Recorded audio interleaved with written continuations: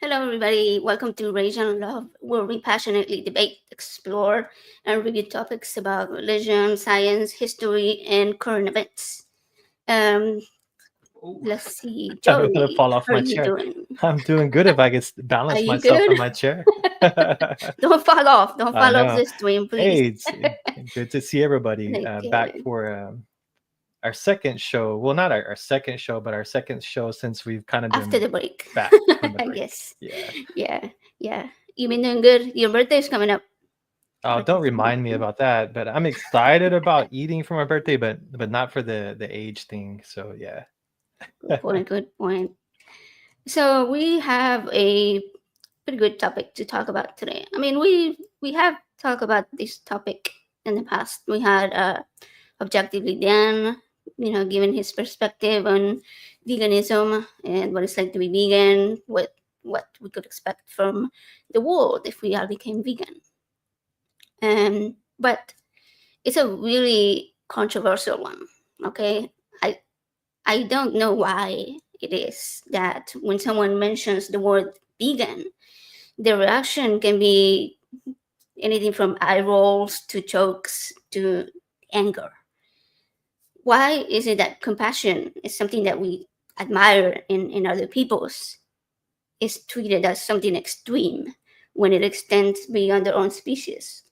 And I will think that in the atheist community, especially, where we spend a lot of time questioning traditions and challenging authority, searching for evidence and ethical consistency, like why is it that for many of us, myself included, there's like this strange blind spot, like when it comes to the way we treat animals?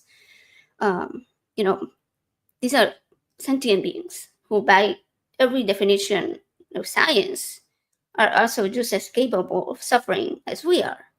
So today we're going to explore this topic of veganism as a conversation about critical thinking, empathy, and ethics. And we have a special guest that's going to help us answer some really hard questions and confront very uncomfortable truths. At times, they might get a little uncomfortable, not gonna lie. But let's see how opening our minds to animal welfare can deepen and not weaken our commitment to reason and compassion. So, joining us today is a very outspoken vegan who often challenges other atheists in the atheist spaces. And here it is, Chase Avior. Welcome to the show. Yeah. Hey, welcome. How Hey, are you thanks for doing? having me. I appreciate it. Be a good time. Awesome, awesome. So we met through, like many of these atheist spaces.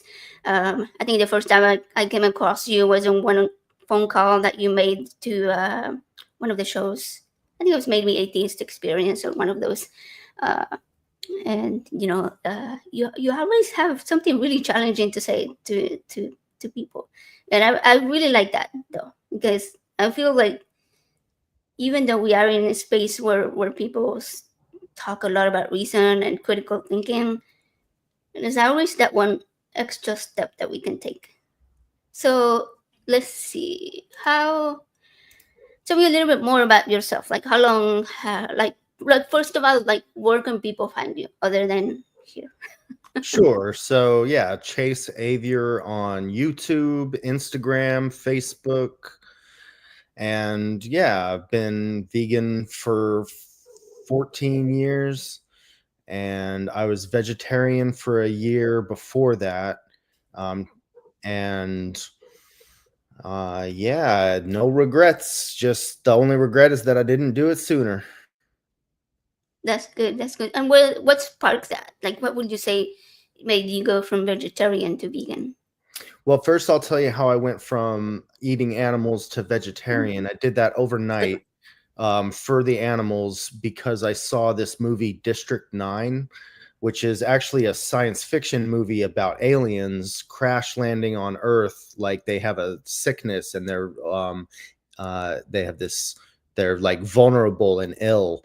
And so the humans in the movie exploit the aliens' vulnerability and abuse the power that the humans have over the aliens and put them in these ghetto camps and run painful experiments on them and, you know, just otherize them just because the aliens weren't human. And but the aliens didn't mean us any harm. They just look different and they sound different and they're not from here. And so but it got me thinking about and then like in the movie one of the spoiler alert, but like the main, yeah, I mean it's from 2009, so you probably should have seen it by now. But in District 9, yeah, one of the characters starts to become like, he gets infected by something and starts to become one of the aliens, and like his hand starts to become a claw. And so he starts getting hunted. Like he was at first hunting the aliens, but now he's starting to get hunted by other humans because he's becoming an alien. And so the oppressor becomes the oppressed, right? And so it flips it on its head and gives me this perspective, and helped me started thinking about discrimination and like racism and sexism, but discrimination in general. But I didn't make the connection to animals until the next day when I was eating a steak, and I just looked down and I realized I'm cutting into the flesh of someone who wanted to live.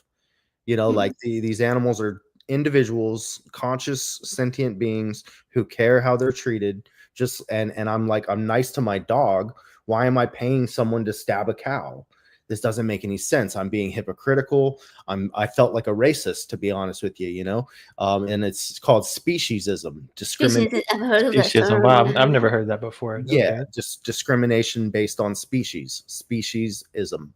And it's everywhere in our society. We do it 3 times a day with our eating habits. We just don't think about it because it's not an issue that's discussed in society very much. And so it's important for us to talk about this, and there's a lot of different ways that we can do that, and we'll get into different tactics of activism in a minute, but so I don't know if you want to stop me before I go on to like how I went from vegetarian to vegan. Is a different story. I do have a question about that, because you were talking about speciesism, and I think sometimes that's something that I've been thinking about lately, and I realized that throughout. Well, I was raised atheist at first, and then I became religious, and then I converted again to atheism. But even though my mom, she loved animals, loved animals, okay, like everybody says that, but like we have this hierarchy of different animals, right? Like domesticated pets are like right below humans, and then we have the ones that we eat, and then the ones in the wild and all that. But I feel that I deconstructed different parts of religion throughout the years, and the one that I'm currently working on is this one where we see animals as we see humans as being above other animals. And I really think a lot of that comes from religion, and like people believing that humans were created directly by God, and all of that, and that animals were created to be utilized by humans. So my question to you was like, were you ever religious? Did you? Yeah. Yeah, I was raised Christian, and kind of rebelled against God, but still believed in him in my teenage years, because I was heavily conditioned, but angry at him because I saw all the suffering that I had to go through and the suffering in the world, and couldn't make sense of it, and I just didn't like organized religion and all the rules and strictness and everything. I was, more of a free spirit, if you will. And but then in my 20s, I ended up in jail for selling mushrooms, and I kind of came back to God, like had an awakening in jail at my, just because I was at my lowest point in life, and I was super depressed and lonely, and my bipolar was kicking in, and so I started thinking, that I wasn't able to pick myself up, and so I reached out to this God that I had been told existed. I'd been told all my life, like you need to reach out to God and he'll save you, and so I did, and it was the Christian God, of course, and just by proximity, and it felt good. Like I felt like I was saved and stuff, and then I read more of the Bible and was like, ew, no, wait a minute. 'Cause, like, I don't remember this part. yeah, they didn't teach us this in Sunday school. So, the slavery and the killing of the gay people and subjugation of women and all this stuff. So, and the contradictions, all the contradictions that are in there was a big, easy way for me to leave Christianity after just a couple years and in my early 20s. But I stayed religious or I stayed a theist for another like 5 years or so till I was about 30. I'm 42 now. So I've been an atheist for about like 12 years or so. Okay, so you first became vegan and then atheist. Okay. Yeah. And the reason I became a full atheist was because of the problem of suffering, and specifically the problem of wild animal suffering. Because, like, you could maybe make some kind of an argument about free will, like humans having free will and us messing everything up, and that's why we have factory farms and slaughterhouses. But what about the wild animals? Like, most baby animals that are born in the wild die as babies because they get, eaten alive by predators, or they starve to death, or they freeze to death. And if I was a god, I just wouldn't make a world like this. Yeah, like why would you make a world where you have to kill another living being to stay alive? Even wild animals themselves. I Yeah, think a perfect God could have created animals that were all herbivores. exactly. So, and that we all had enough plants for all of us to survive on. Yeah. So, anyways, you told me that the movie that you watched made you become a vegetarian. Was that correct? Yeah, and And it there made me was become like an animal rights activist. Because I started talking to people right afterwards about my transformation with that, but I wasn't super active until I saw footage of factory farms and slaughterhouses, and a year later. And then that really, like traumatized me and made me sad and enraged. And that motivated me to do activism. But before, I think maybe before that, like the way that I went from vegetarian to vegan was somebody, like I was working in a restaurant as a vegetarian. I was working in a meat selling restaurant as a waiter, and I felt bad about that, but I kind of, was just suffering for employment, doing what I kind of needed to do. But also at the same time, I didn't have the proper motivation behind my vegetarianism or my animal rights ideology yet to abstain from working somewhere where I had to sell animal corpses, because like I didn't have to work there technically. It was just easy, you know. So but anyways, a vegan customer came in, and I told her, "Hey, I noticed you didn't order any meat. Like, are you a vegetarian?" And she said, "I'm vegan." And I was like, "Oh, that's cool. I'm vegetarian. I've been," and she's like, "That's cool. How, why are you vegetarian?" And I said, "For the animals." And she said, "Well, all the animals are still killed for dairy and eggs, and it's all the same animals." And I was like, "Oh, dang, I guess you're right." I thought about that. Yeah. I hadn't really thought about it, and so the next day I just went vegan overnight, just like I went vegetarian overnight. And I didn't know what I was going to eat, just like with going vegetarian. I was like, I guess I'll just get beans instead of beef at this restaurant, because that's all they have or whatever. And beans are good, they're healthy. And with going vegan, I had a first date with somebody the next day, and we went to a a coffee place, and I was like, "Do you have an alternative to milk?" And they were like, "Yeah, we have soy milk." And I was like, "Really? Okay." This was, back in 2010, not that hard. so there, I was like, "Okay, I'll try the soy milk. Is that made out of soy sauce?" And they're like, "No." It's So I'm funny. like, I don't want soy sauce in my coffee. You're But right. anyway. That is funny. Yeah, I like that. And That's cool. one Yeah, for last me thing it I was want is a little bit different because I just well I went plant based before, like I said, for my health. It wasn't like about the animals. it was just I have type 1 diabetes, and I was seeing this doctor that was like, hey, like even a plant-based diet can help sort of like tone down your insulin resistance, which helps your insulin that you are injecting work more effectively and do what it's supposed to do without all the ups and downs. And I tried it and it worked. And I was like, whoa, what is this thing?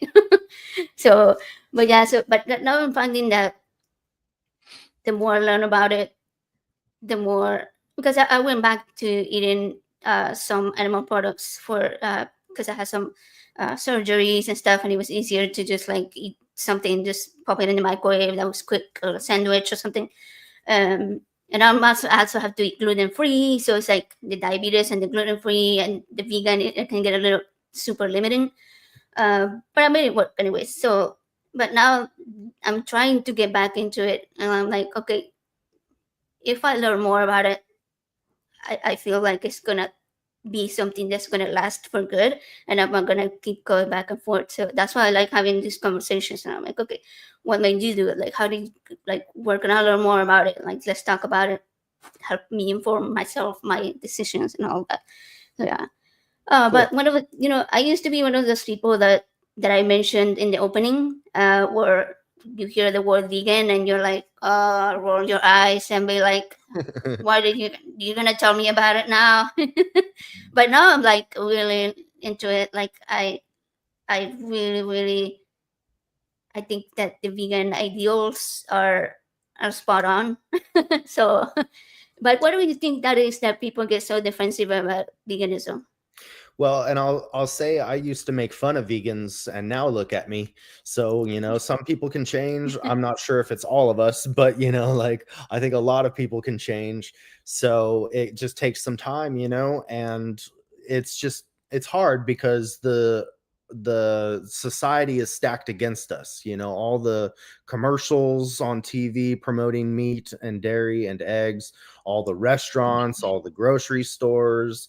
It is more convenient to be an animal eater, but sometimes the best things to do are not the easiest things to do, and it's not that hard to be vegan. It's I consider it easy enough, like because we've got rice, pasta, fruits, vegetables, seeds, nuts, beans, bread, grains, cereal, and then vegan burgers, vegan pizza, vegan hot dogs, vegan chicken, vegan ice cream.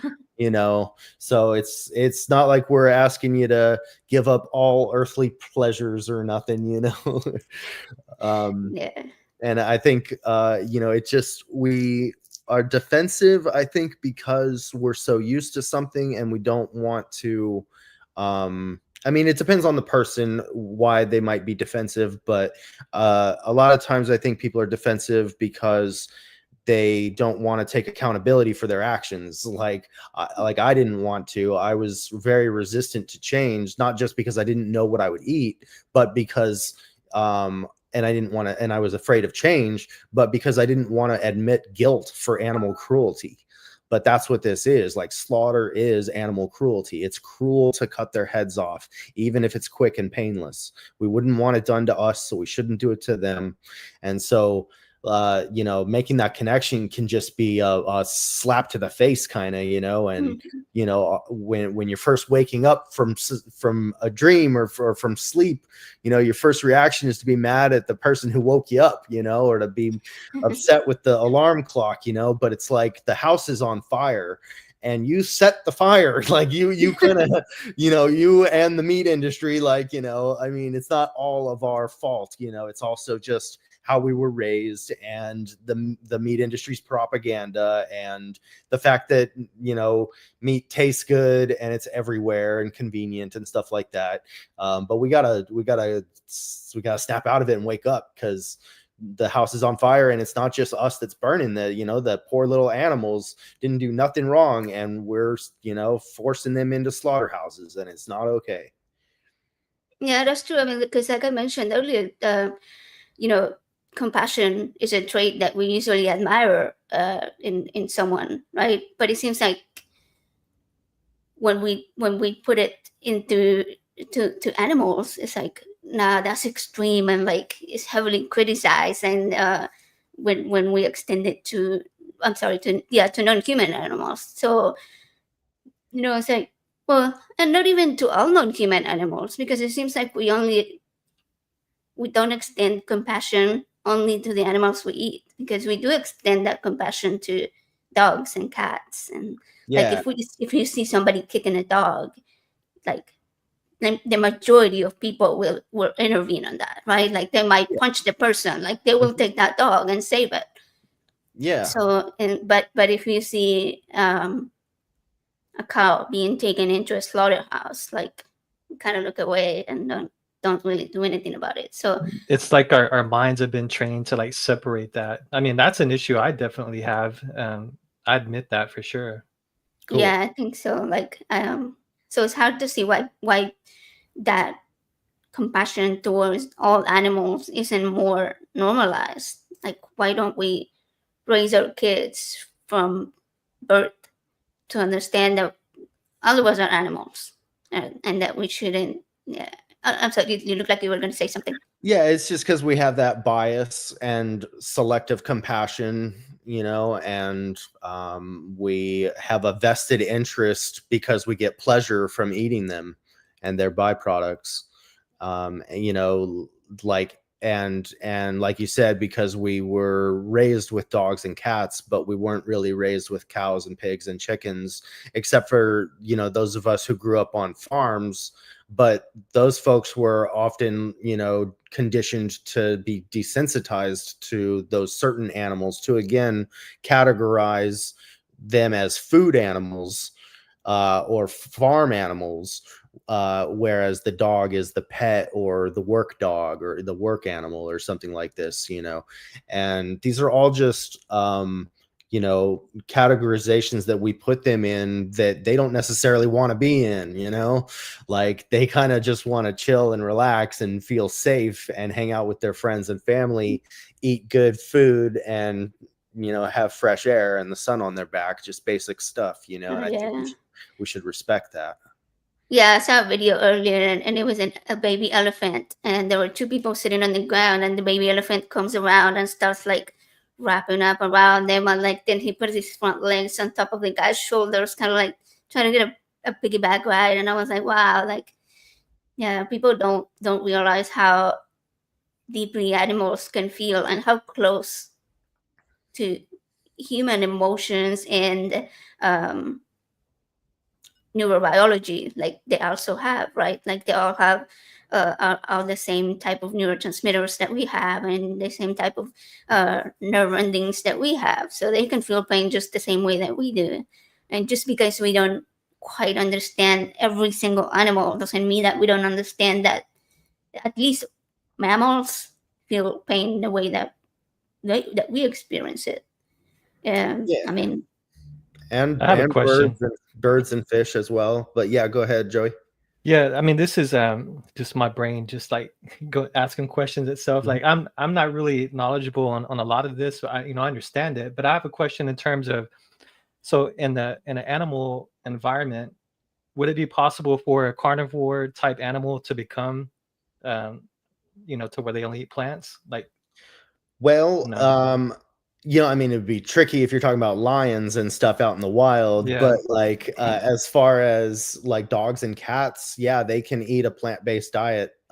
There's dog and cat food out there. There's scientific studies about this, and so folks can research that on their own time. And this dog sitting right next to me just transferred over to a plant-based diet the other day. Okay, So awesome. that's good. Hopefully it'll heal up his itching problem, but we'll see. We're also gonna do everything else in his best interest to make sure this itch goes away, not just a plant-based diet, but Yeah, but that could help for sure. I mean, it could be. yeah, I know that there are certain animals. I don't want to name which because I'm probably going to be wrong, but I think lions was one of them. Well, like, their body does not make certain amino acids, and so they do need that from meat. So they wouldn't necessarily have like the best quality of life if they didn't. But yeah, I mean, it would be hard in the wild for sure. That's like kind of like an impossible thing to do. yeah, I'm not too sure, but Yeah. but theoretically, yeah. But anyways, let's let's aim at brain's humans crazy first. sometimes. Yeah. But speaking about that, like one of the biggest misconceptions that people have when they think about going vegan, or like when talking about veganism, is that they think that veganism means zero harm, and like harming absolutely no animal or anything.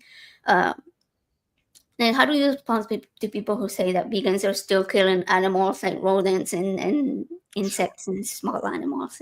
I feel like it's a silly thing to say, but Yeah, people will go. yeah, the idea of veganism that I'm working with is, just respecting animals and being against their exploitation and slaughter as much as possible and practicable. So that, we can't be perfect in this world, but we can strive to minimize the amount of harm that we cause.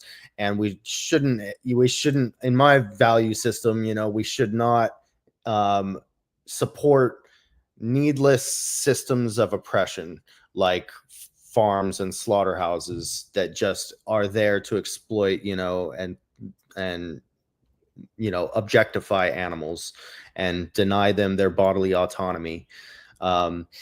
So sorry, what was the question again? I got off on Oh a yeah, no, like what do we say to people that are like, well, you're still killing small animals? Yeah, so it's true that some animals die in the harvesting of plant foods.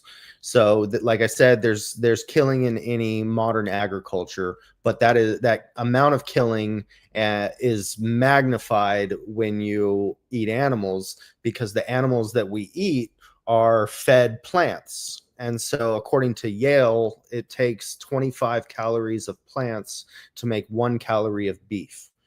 And it's similar with like grams of protein. It's like 16 grams of plants to make 1 gram of beef protein. So if you care about those little animals, like, insects and maybe some mice or some birds every now and then that might get killed in plant food production, either from pesticides or from the farm equipment running them over or something like this.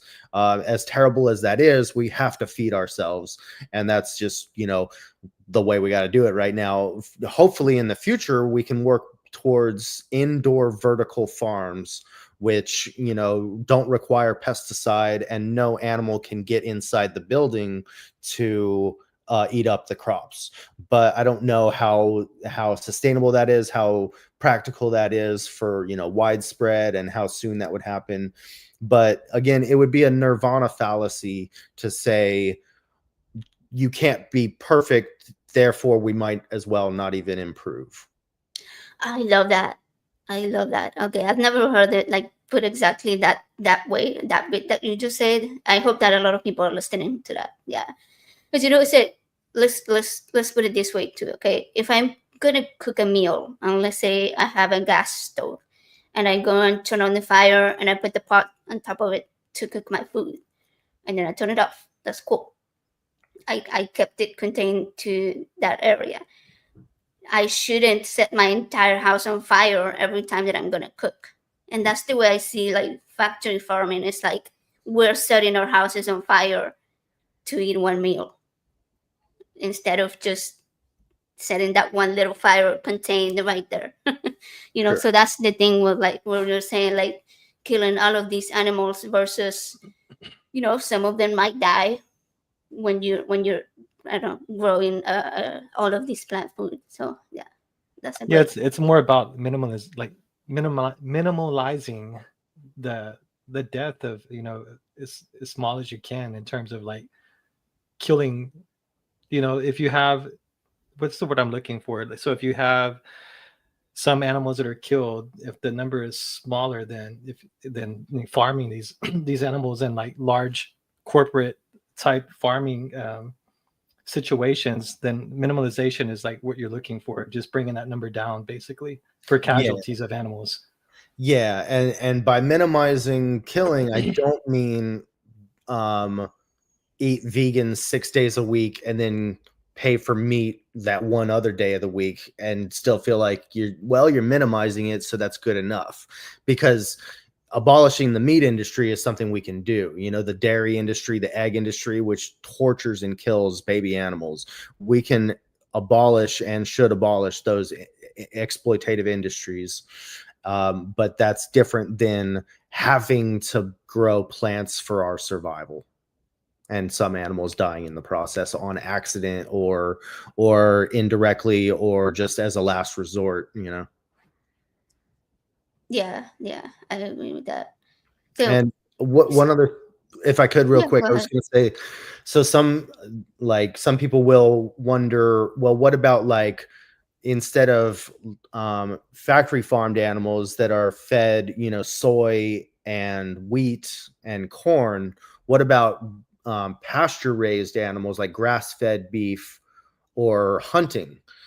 Because those animals are eating grass instead of those plants in agriculture. And so maybe if we do, but so if you do hunting or grass-fed beef, the argument might be that you're killing less animals than the vegan who's eating from plant-based agriculture that kills the little animals. And though that might be true, the problem with that is still that grass-fed beef and hunting are not sustainable, because grass-fed beef is like 4 times more methane than regular beef. Because the cows stay alive longer in grass-fed beef, because they don't reach slaughter weight as quick. So instead of being killed at 18 months old, they're killed at like 24 months old or something, like, or 24 months old. So they're alive for a few months longer to get up to slaughter weight. And they emit more greenhouse gases, more methane. And then the problem with hunting, that's not practical, because if every meat eater wanted to hunt or pay someone else to hunt their meat for them, then that would eradicate the wild animal population, all the deer and whatnot, in like a week or whatever, across the world, because only 4% of the world's biomass is wild animals. So those aren't solutions. We need to feed people a healthy diet too, which, a plant-based diet has been shown to reduce cancer risk, reduce heart disease risk, so diabetes. Oh yeah, I mean, I have personally experienced so many benefits from a plant-based diet. Like I said, I started because of type 1 diabetes, and it helped my blood sugar a lot. But I've been fighting high cholesterol for like 10 years before that, and no matter what type of animal foods I ate, it wasn't coming down. And within a month of going plant-based, it came down to like right below the normal level, and my doctor was like, wow. And Mhm. she actually asked me like, what did you do, like, and I was like, well, I was reading this book about calm mastering diabetes, and she was like, wow, okay, I'm gonna go and check it out. Yeah, uh, exactly. Like there's a lot of studies, high quality studies, like randomized control trials and meta-analyses and prospective cohort studies that are showing this information. Lots of, hundreds of these studies. I have a list, right? And but a lot of doctors, like your general practitioner, is not aware of all this because they're not an expert in nutrition and dietetics. uh, they're not a dietitian, they're not a mhm. certified nutritionist, and even above a nutritionist is a dietitian. um, and so that's where you really want to go if you want good nutrition advice, is from a dietitian or a nutritionist. But your general doctor should know this stuff by now, but a lot of them, they only have to take like I think only one class in college about nutrition. But I this is I preventive had medicine. Yeah, I had looked up the statistics on that, and I think it said that throughout their 4 years of medical school, they only get about between like 3 and 5 hours total. So Yeah, it's like nothing. Yeah, yeah, it's that's not basically good. nothing. Yeah, I mean, it also helped my pain. I have a really painful condition that affects my leg, and I've been like on crutches and wheelchair and everything. And again, within a month of going fully whole foods plant based, my pain was so low that I had to like turn off my nerve stimulator, like bring down the dosage about like I was off like 2 different pain medications that I was on, and eventually came off the third one and fourth one.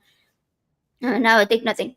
I take no pain medications, nothing. I don't use any type of assistive device or anything like that.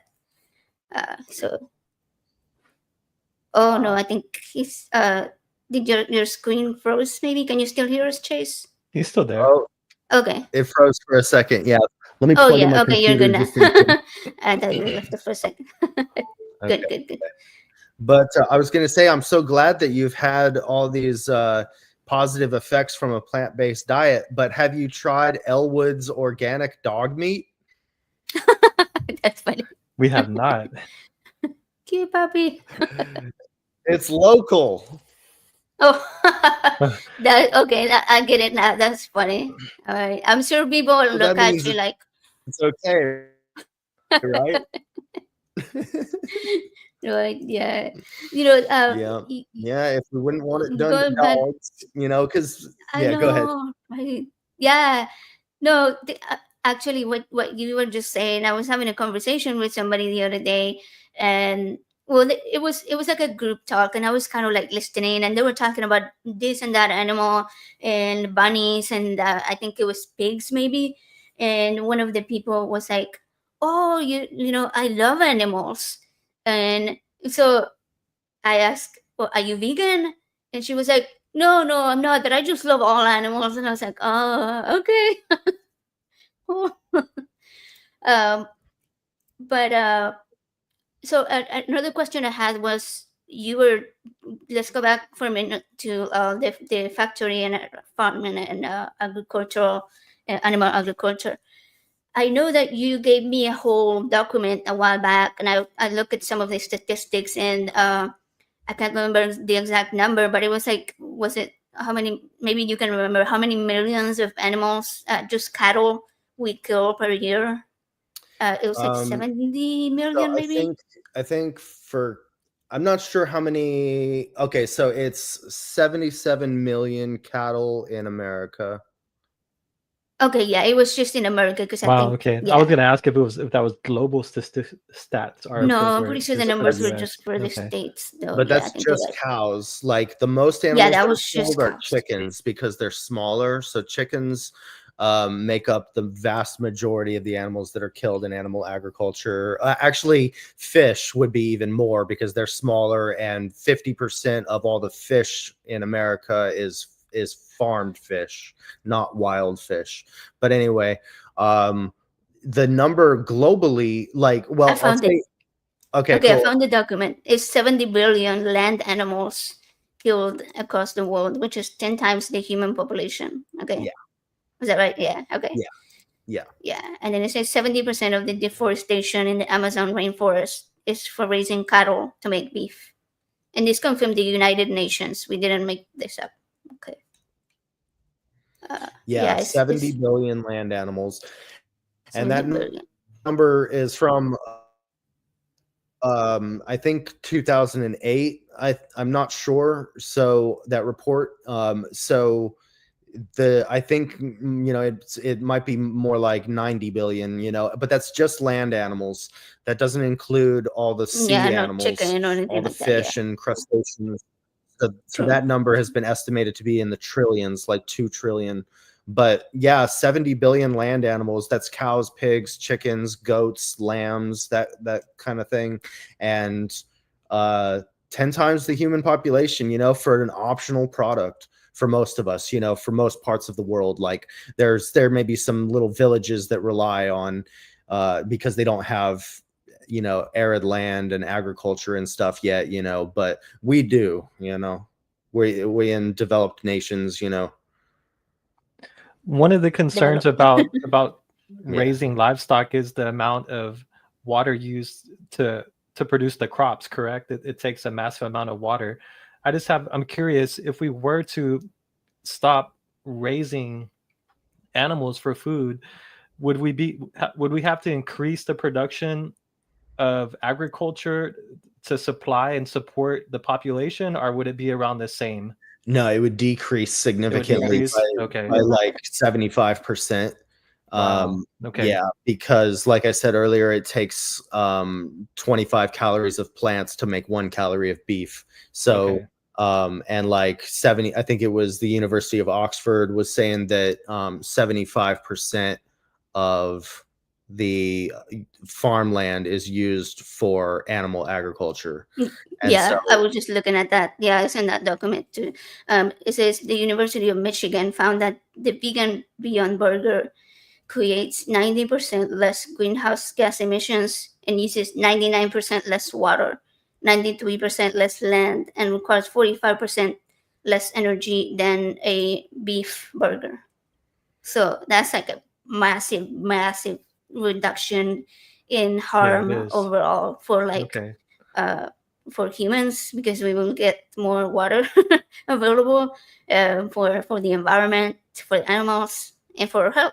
So yeah. like if you think about it, it's like It's a win win-win situation overall. all the way Yeah, around. it's Yeah. a win. Yeah. It's a win for everybody for sure. Yeah, and what I recommend for people, a lot of times is just don't don't try to feel overwhelmed by, a big life change or something. Just take it one day at a time, one meal at a time, and you can plan your trip to the grocery store before you go, right? Have ChatGPT write you a list of vegan recipes and vegan things to pick up at the grocery store, or vegan restaurants near you in your city, or vegan options at regular restaurants. If you're going out with some friends to a non-vegan restaurant, you can still go maybe, but like, or you can encourage your friends to try the vegan place, but you can go and order the vegan thing and share it with your friends, or ask your friends to all order vegan, so that, because it's pretty important. We need to encourage people and normalize veganism, so that people are not so turned off by it or freaked out when they hear the word. Because now, once we make it so that it's like, well, I know a vegan, and yeah, I have my roommate's a vegan, or my sister's a vegan, or then it becomes a lot easier, just like with like the gay rights movement and things like that. Yeah, that's true. Yeah, I would say just that's one of the things that's really hard, finding stuff to eat out, because for me it has to be gluten free and vegan. I mentioned earlier that it's gonna be Joe's birthday and we're gonna go out to eat this weekend. So I always like to look at the menu before we go and see if it's like something that I'm gonna be able to eat. And I'm excited because the place we're going has like a bunch of different restaurants, and we all like eat outside in the middle. Mm-hmm. And there's a place that has really good. I've tried it before. Has really good Vietnamese food that has tofu. So that's a win. Cool. And I'm excited for that. I'm visiting Los Angeles right now, so it's really easy here because there's lots of vegan options and vegan restaurants. But I have been, for the past 5 years, I've been living in Idaho, where in a very small town in Trump territory, where there's no vegan restaurants, there's no vegan options at regular restaurants. So like, I mean, for the most part, so like sometimes the only thing there is French fries or a salad, and that sucks. Yeah. But I'll eat the French fries or the salad, or I won't eat at all, because I'm not going to contribute to animal cruelty anymore as much as I can. Yeah, that is one of the benefits of living in a metroplex, in a larger city or larger area that has more choices. Here where we live, I mean, there's so many choices, and there's so many restaurants that serve only that as a menu option. So yeah, for my last difference. birthday, I invited some family to go out to eat at a vegan restaurant, and one of the people that came with us was like, "Wow, like this is like you can't really tell that it was a vegan. It was that good. It was like kind of like Mexican food, but vegan. It's really good. I love to go out there." Cool. But speaking of food, do you think that the food choices that you make can be considered a form of activism? Yeah. So there's a study on this also. What's it called? Arguments against efficacy in consumer activism, or something like this, and it talks about the meat industry and like how vegan consumers, or when people buy vegan products, how it does in multiple ways have a tangible effect on the grocery stores, on the supply and demand chain, and that, you know, the more people that do this, the more it helps. So yeah.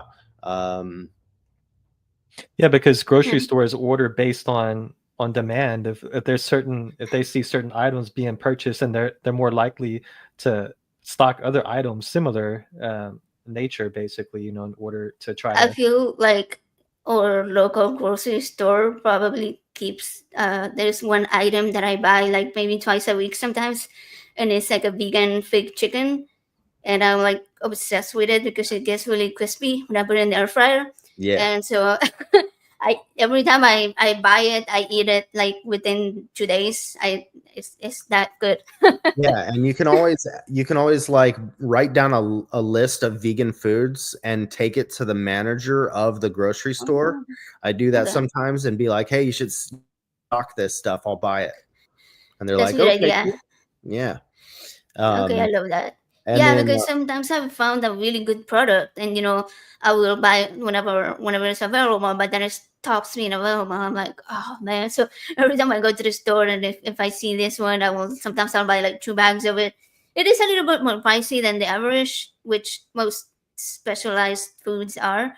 But like you said, the more on demand it is, the more The they will cost have will go it, down, and right? then the Yeah, cost will probably eventually go yeah. down. Like when I first started eating gluten free, like what was that, like 15 years ago or so, um, the food that was available was horrible. Like bread was like eating a piece of cardboard, and now you have like this really awesome like French bread that feels like you're eating the real thing. cool. So like the more demand there is, the more like companies feel the pressure to make their products better, more available, more affordable. So yeah, I agree with that. Yeah. Nice, nice. Yeah, and I guess I wanted to talk a little bit more about the oh, did you want to read this? Let's read this. Oh So yeah. Sheldon says, vegan 9 years now, and it can be hard at times. Adjusted Mexican food, Subway, Indian food, Thai food, some pizza places of vegan cheese, the Impossible Burger at Burger King, Hmm. etc. It's true. There's so many options out there now. That Impossible Burger is great. Um, It is. Thai Yeah. food, Indian food are two of my favorites. Yeah. Yeah. Joe only recently started I, eating Indian food, and we've been experimenting with it. Yeah, they definitely have a lot of like, I love like the chickpeas and lentils, curries and stuff. Yeah. Yeah, there's a lot of options out there, really. You know, Taco Bell, even, you know, the refried bean chalupa is really good. Just get it with no sour cream and no cheese. So it's just like just lettuce, tomato, and beans, and then some hot sauce on there, and it's good, you know. Or they have other sauces that are vegan if you want, like the chipotle sauce and stuff. Yeah, so I love talking about food. I love food, but I wanted to go back to like the vegan activism aspect of the conversation. Yeah. Like there's a lot of people that think that vegan activism is too extreme or too harsh, and I actually had a conversation about this last night, and it got me thinking. And personally, I don't see it that way. Like if you think about it logically, like it what is happening to animals is like genocide, like, but we don't see animals as equally worthy of life. So until we get to that point, if we're like, nobody's gonna see it that way. Well, And yeah, go ahead. Well, I was going to say, like, you know, you don't necessarily have to value an animal, like all animals and all humans, exactly equally in order to not cut their throats. You know, we can still like just say, hey, I value my friends more than I value a stranger, but I'm not going to kill the stranger, you know? So like, Yeah, you know, like I value some animals more than some humans. I'll tell you that right now. Like Hitler, I'm sure Hitler there's people that feel versus the that way. puppy dog. Yeah, I'm gonna save the puppy from the burning building instead of a serial killer any day of the week, right? because the serial killer is dangerous, you know, like I'm still against the death penalty and stuff, you know, but we need to separate them from society and stuff. But if there's no option to do that, and you know it's between an innocent puppy, you know, I value the puppy like this puppy sitting next to me is like a little kid, you know, they frolic through the house, they love going on walks, they get excited when we come home. So don't judge you. Yeah, they don't judge us, you know, like I really view a lot of animals as similar in a lot of ways to children, you know, because they're not as smart as us, they're not as strong as us, they're vulnerable, and we have power over them. And I'll be damned if I abuse that power anymore. That's very, very true. Yeah, I completely understand that. Um, so oh, sorry, I was trying to think of where I was going earlier. With activism. That that somebody told me that vegan activism was too harsh, and we were talking about when, like you do sometimes, you will go and protest in front of a place, the slaughterhouse or something. But if you look at what is going on around the world today with other protests that we've been seeing, like everybody has a cause that's near and dear to their heart. Like you pour your energy into it. It can be anything from like LGBTQ rights, women's rights. I don't know, boycotting companies like Tesla or like Target because they removed the eye protections, or like Tesla's boarding up their cars, or like spray painting their factories. So I'm having a hard time seeing how veganism is more extreme than that, like vegan activism. I see it as very similar. So tell me more of like what you do. I want to hear like maybe like some positive results too that you've had. Okay. Yeah. So I'm a human rights activist as well. I've been a human rights activist for longer than I've been an animal rights activist, about 20 years or more, with human rights. So, yeah,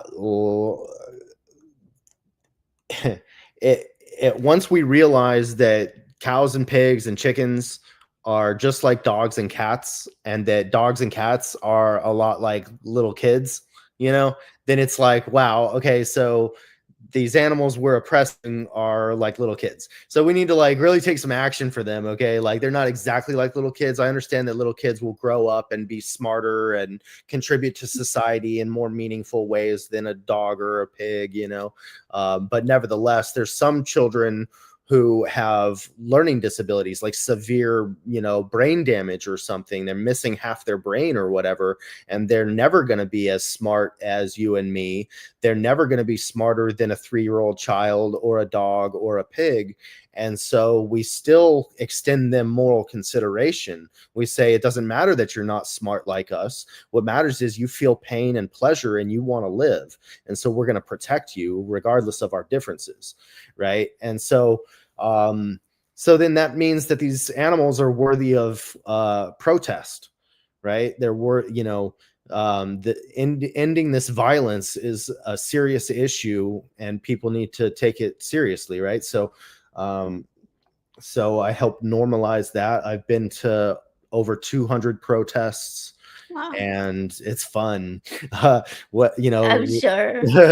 It's fun. You get to scream, get out all your aggression. You don't, and we're not I'm not yelling at people. I'm yelling in front of them. At the system. Yeah, I'm yelling at the system in front of people so that they can, understand the severity of the situation and take collective action and get educated about the issue. And we've seen it work time and time again. Other social justice movements like women's right to vote movement, the civil rights movement, the gay rights movement, the anti-war movement, and even in the animal rights movement, we've had some successes with like banning fur in California. That's awesome. Yeah, so that was in part a protest movement, but it was also part legislative, like lobbying politicians and the city council and educating and motivating them to take a stand against fur. And they were animal lovers, and so they passed the resolution, and there you go. It Nice. Started in a small progressive area of West Hollywood, California, and then went to another small progressive town of Berkeley. California, and then expanded to a bigger city, a metropolitan of San Francisco, and then Los Angeles. And then we took it to the governor and he passed it, he signed it, and it passed in California, the whole state. So that's kind of, and then other states are trying to introduce copycat legislation. And then, so that's kind of how bans on animal products can work, starting in one area and expanding from there. And then, but also the protests in New York against fashion designers and retailers like Calvin Klein and Hugo Boss or whatever, all these different Canada Goose. And so they would have like fashion shows or interviews on stage where their CEO or is giving an interview, or they're doing a catwalk, with the fashion models wearing fur or whatever. Or even if they're not wearing fur at that moment, if they sell fur, they're a target of the campaign. And so activists will rush onto the stage non-violently and peacefully disrupt the proceedings and start shouting for animals and holding signs of, foxes that have been skinned alive. I don't know if anybody's seen footage of the fur industry, but you should go to YouTube and watch that for a minute. Yeah, and I mean Yeah, that was like a. Oh Go yeah, ahead. no, I haven't either. Yeah, but that was a question that I also had for you. Like, there's like so many different methods. As I mentioned earlier, we had Dan, objectively Dan, on the show before, and he's a very kind person, but he will sit with you and talk about it for hours about veganism. And that works for some people. It works for people like me, for example, because I need my brain to like know the information. I do that with like all of my medical stuff. Like I will learn literally everything there is to know about it, so that I can make good decisions. But then you have people, but that doesn't work for them, and so they need those type of methods to where you're like showing it in their face, like what is really happening, just like it happened to you, where you were able to do this change overnight. That seems to be the best method for some people. So how do you have a way to determine what method you use, or like you kind of like go with? Well, it's tricky because there's not a lot of like social science research on this, like social psychology or sociology specifically about animal rights campaigns and vegan activism and stuff, and outreach and education. But there is studies about protest movements, and there's historical precedents. So, so there's a lot of different effective forms of activism for animals. Some of it is just cooking food for people so that they know that vegan food tastes good, and then telling them this isn't just a diet, though. This isn't about food. This is about animal rights, because,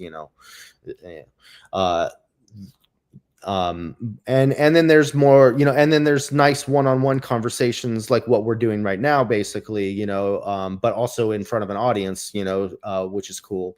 And then there's, showing slaughter footage in public, like every weekend while I'm in Los Angeles, I join this group called Anonymous for the Voiceless, and they have this demonstration called Cube of Truth, and you can find the events on Facebook and Instagram. And what they do is they just wear, like, one activist will stand in a public area with a lot of foot traffic and have a mask on and a TV strapped to them, showing. Oh, I've seen that on your channel, I think. Yeah, showing slaughter footage or animals in farms and stuff. And people walk past and they get a glimpse, sometimes for the first time in their life, of animal cruelty in the food system. And we try to stop them, or if they come up and talk to us, or they stop and watch the footage, we'll talk to them for a few minutes and explain the issue, explain what they're seeing on the TV, and changes that they can make, which is to go vegan, which is not anything less than that. Like, we want people to be abolitionists, not reducitarians, not excusitarians. You know, we want not vegetarians because that still hurts and kills animals. You know, we want to make sure people know that even being vegan isn't enough. We need to be animal rights activists, just like we're human rights activists, just like we speak up when we see something wrong. We need to speak up. And that doesn't mean necessarily that you have to grab a megaphone and lead the protest like I do, but you know, talk to your friends and family about this issue and share some information on your social media every now and then so that people wake up. Yeah, my Okay. sister actually became plant-based as well. When I first started a couple of years ago, learning about it and going through the journey, and I told her about it, and she was like, "All right, you know what?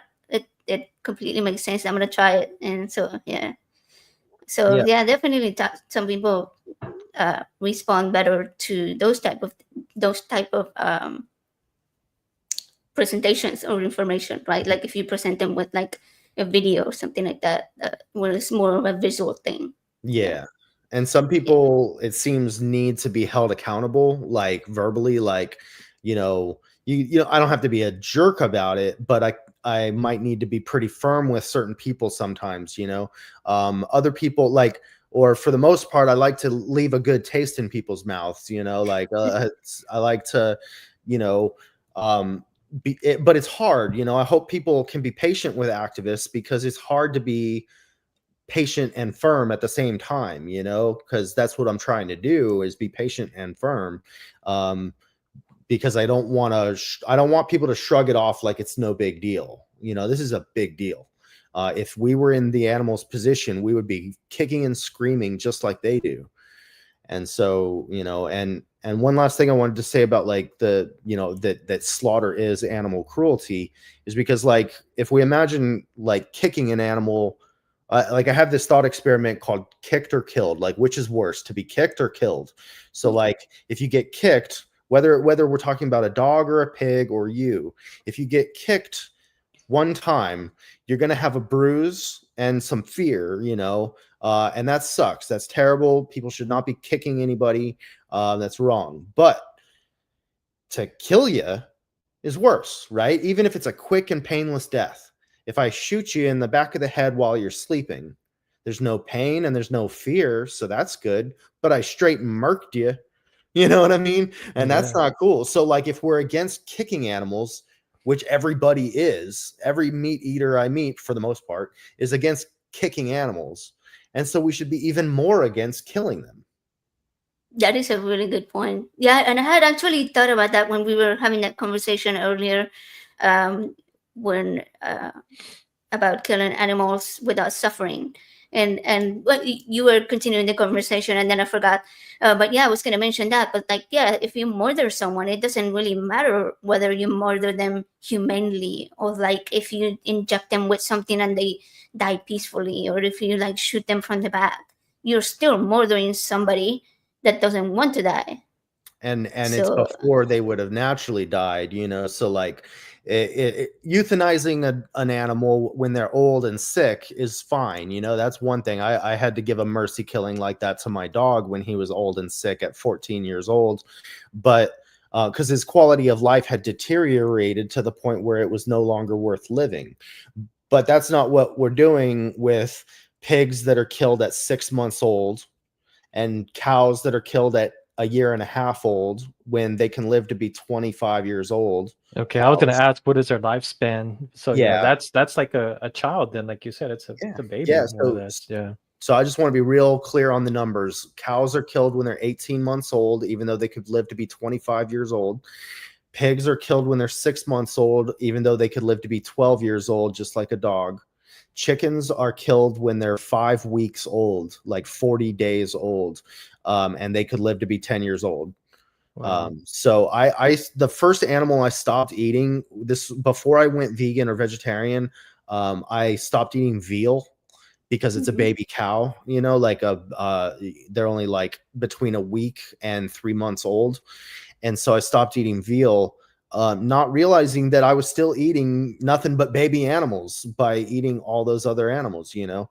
And I think it really strikes a nerve with people when they find out that all animals, whether it's a factory farm or a small local family farm, they all go to slaughter when they're children, because that's when they reach slaughter weight, because they've been fed so much. And it's not profitable for the farmer, for the meat industry or the egg industry or the dairy industry to keep the animal alive. It's not profitable to keep feeding them every day for years and decades to let them have a nice, long, happy life. So they Yeah. inject them with hormones now, though, right? In order to make them, they don't age quicker, but they mature quicker, I would assume, right? They have more meat, so they can reach a certain weight. Talk I better. guess that's what they're looking for, to be able to kill them at an early age, because they're able to reach that mass that they're looking for. yeah. I did have a question, Chase. Maybe you know. So when you were talking earlier about the street thing, showing the video on the screen, on the street, and you mentioned that some people might be seeing the slaughter of an animal for the first time, or how an animal is processed, being killed, and then on the store shelves. Do you know what the percentage of people, or maybe just guess at it, what would be the percentage of people you think in the world population that have never seen, or don't even think about or connect slaughtering animals to the food on the shelf? Because as a society, even from a young age, we teach our kids, we don't want them to see that, so they'll eat chicken nuggets, or so they'll, we make chicken nuggets in fun shapes, to make them, kids think it's something that's not even connected to the killing of an animal. What would be the percentage, do you all think, of people that have never, like, Well, it's hard to seen that or say, connected? I ask people, one of the first questions I ask is, when they stop and they're watching the footage, or if they're passing by, and I say, hey, have you guys seen footage like this before? And a lot of times they say no, they haven't, or sometimes they say yes, they have, and it's terrible, and that's, a stepping off for the conversation, a jumping off point, that they agree that it's terrible. But it's hard to say. And, a lot of people aren't on social media, and, social media often blocks or doesn't highlight animal cruelty videos. I don't know how often you guys see them. I only post videos like that pretty rarely, and I started putting a trigger warning on them, not like a full cover of the video, but like a word, that says in big bold print, warning, Like graphic content or something of that yeah. sort. Yeah. But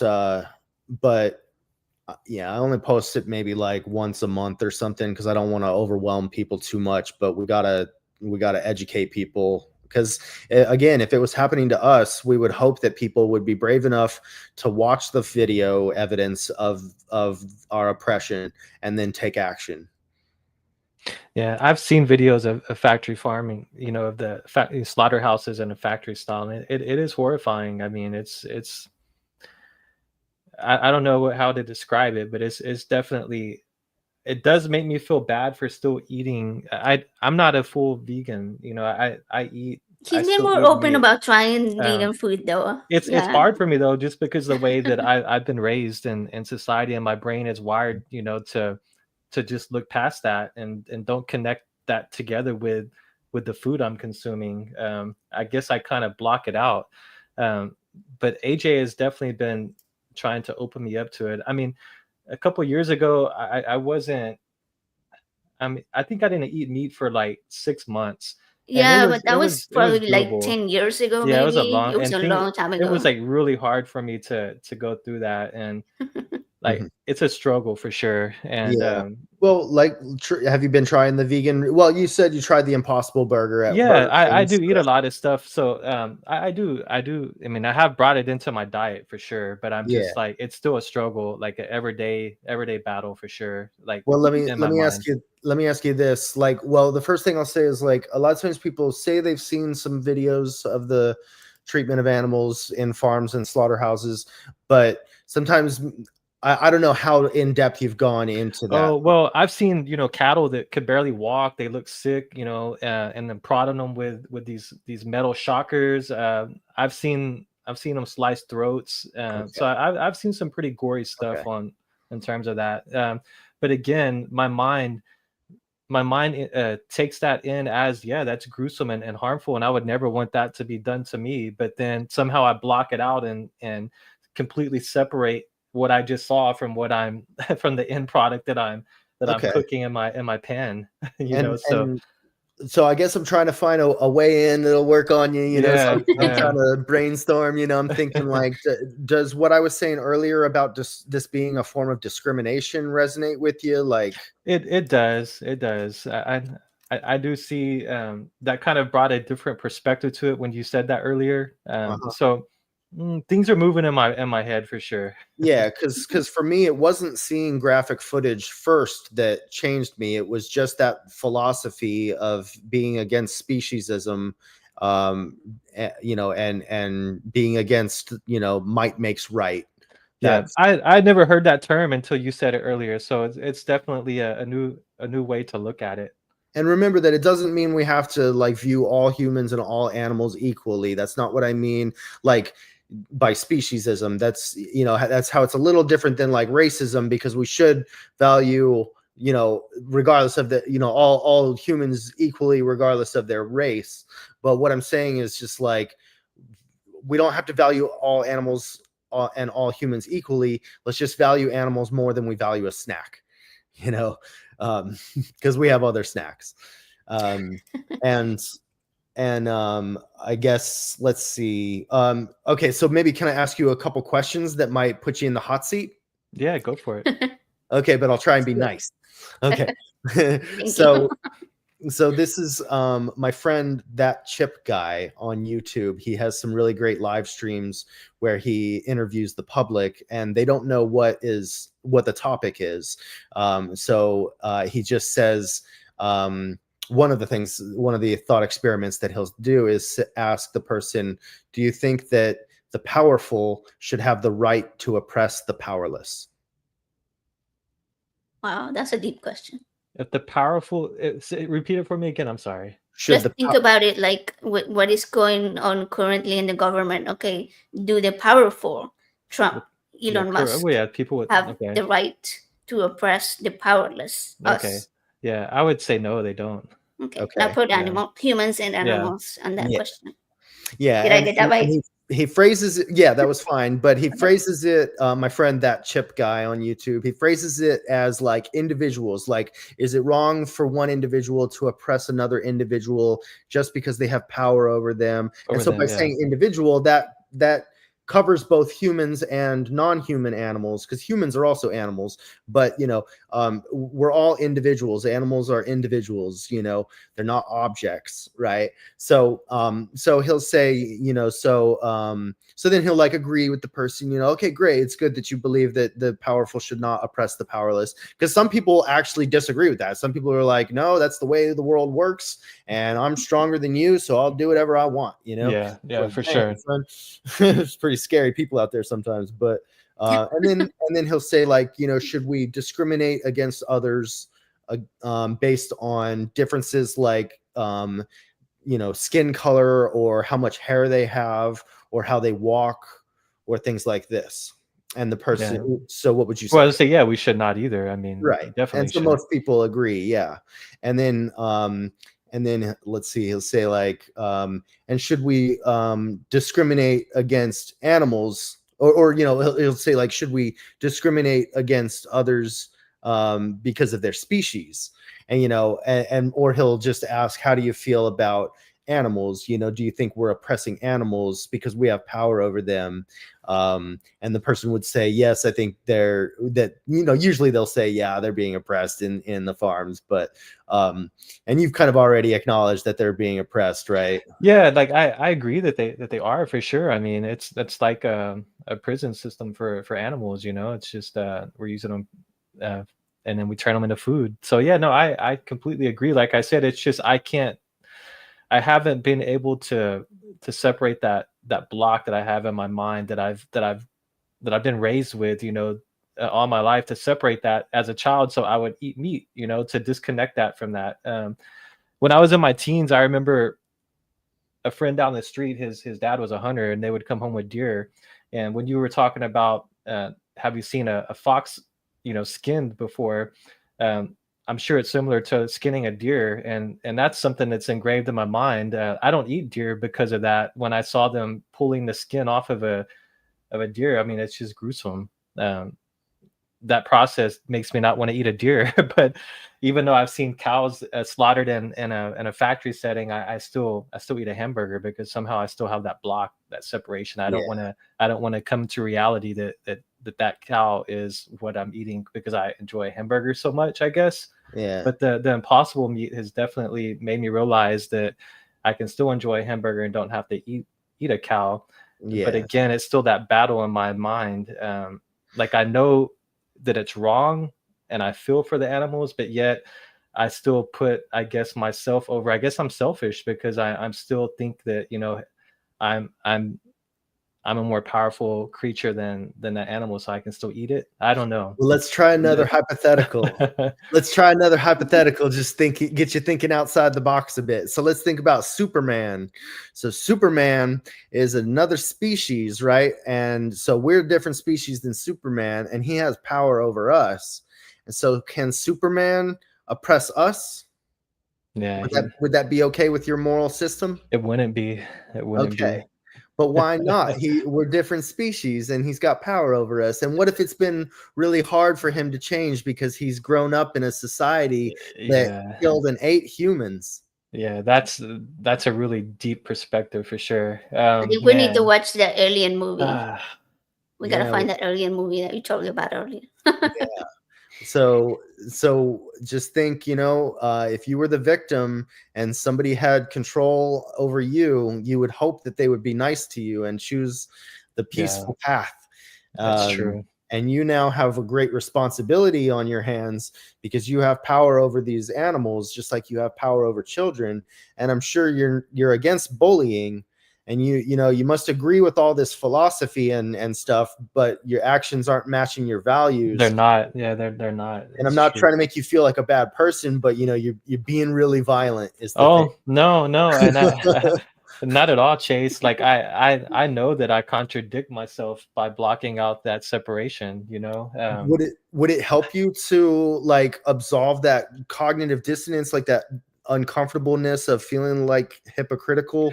To like align your values with your another actions? thing for me is again, this would be me being selfish, but I'm a very picky eater. I don't know if it's taste on some things and texture as well. I am too. And it makes it hard for me to eat some things, and vegetables have just never been a huge thing for me, like vegetables and beans. I love rice, so I could live on rice for sure. But there's a lot of vegetables that are just hard for me for my mind to say I want to eat it, which is very weird because my mind's okay with me eating animal flesh, but yet it sees a tomato that is pretty weird. and it's like freaked out, like, oh, that tomato looks like it looks like weird, don't eat it. So I don't know. I mean, it's my mind is very, very different from perspectives of some people, I assume. I mean, I'm sorry that you're struggling because your heart sounds like it's in the right place for the most part. You're trying, you're wanting to do the right thing, so that's good. I would just say, like, make that change. Go ahead and just jump on in. The water's fine. Instead of dipping you've been dipping your toes. I've just been dipping my toes for sure. It's very true, Chase. Very true. Just jump on in. There are just so many products out there these days. It's like I said, it sucks for me because I can't try all of them because a lot of them have gluten. Like I really like crispy foods, so I really want to find some fake chicken nuggets, but I haven't yet. But I did find that other non-breaded vegan chicken that that's what I do. See, like I trick my mind into like, okay, I like crispy stuff, so this isn't meat, but it looks like meat and it tastes like meat and it's crunchy like the chicken, so it works for my head. Like she'll fry up the tofu for me sometimes, and she would tell me it was chicken, and I mean I would eat it. I'd be like, oh, this is great, dip it in ketchup, it's good. And so some vegetables, like it may depend on how you cook the veggies, like instead of eating it raw, or try it sauteed with some vegan butter, or air fry like bread and air fry the veggies maybe and dip it in something, I don't know, some sauce. But I was gonna ask, like, do you think, Joey, that like, which is more important to you, the taste pleasure or the animal's life? It should be the animal's life. Like I agree with that 100%. Okay. Yeah, I think a lot of people have what they call object permanence issues. Like if something isn't like right in front of you, then your mind's not thinking about it. So like if you see I don't know, let's say a steak that's already cooked right there, like your mind's not gonna see it as a cow. Well, Like for if some like people, if the yeah. ease was not there for me to be able to go to the grocery store and buy a piece of meat, you know, that I can cook without having to think that it was connected with all this other horrific stuff that happened before it got there and on that shelf for me. If I had to go out and like hunt, you Yeah. know, and kill the animal, slaughter the animal, you know, process the meat, I wouldn't do it. I would definitely would not want to go through that whole process because that's gruesome. I mean, Yeah. I couldn't be a butcher. I mean, it's just So definitely something that there's the disconnect that we just don't see that when we were buying that food on the shelf.